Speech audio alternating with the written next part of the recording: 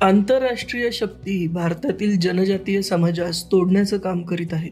मूल निवासी दिवस पाळण्यासाठी आपल्याला प्रोत्साहित करण्यामागे या राष्ट्रविरोधी शक्तींचा कुटील हेतू आहे.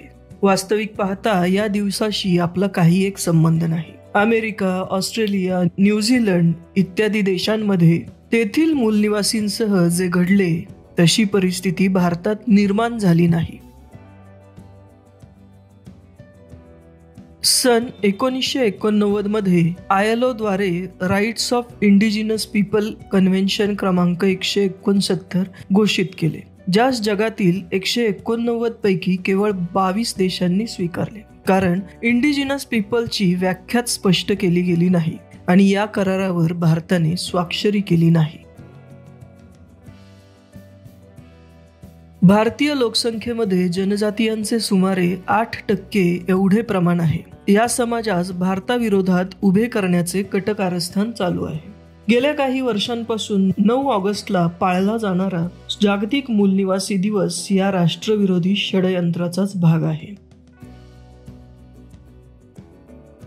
बंगालमध्ये नक्षलवादी आंदोलन समाप्त झाल्यावर अनेक राज्यांतील अन्य जनजातीय समाजाच्या समस्यांचे निमित्त करून परत नवी क्रांती करण्याची तयारी केली गेली. या डाव्या माओवादी आंदोलनाचा आधार मूलनिवासी ही संकल्पनाच होती.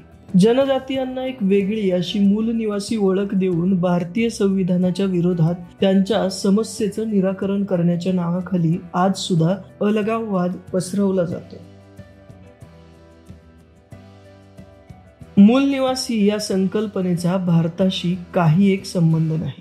तसेच भारतामध्ये राहणारे सर्वजण येथील मूलनिवासीच आहेत. आंतरराष्ट्रीय मजूर संघटना मूलनिवासींसाठी ज्या अधिकारांची मागणी करत आहे त्यापेक्षा कितीतरी जास्त अधिकार हे भारतीय संविधानाने इथे राहणाऱ्या लोकांना दिलेले आहेत.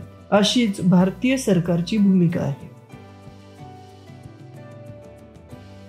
भारताने या करारावर आजपर्यंत केवळ यासाठीच स्वाक्षरी केली नाही कारण आंतरराष्ट्रीय मजूर संघटना आतापर्यंत ट्रायबल समाजाची व्याख्याच देऊ शकलेली नाही.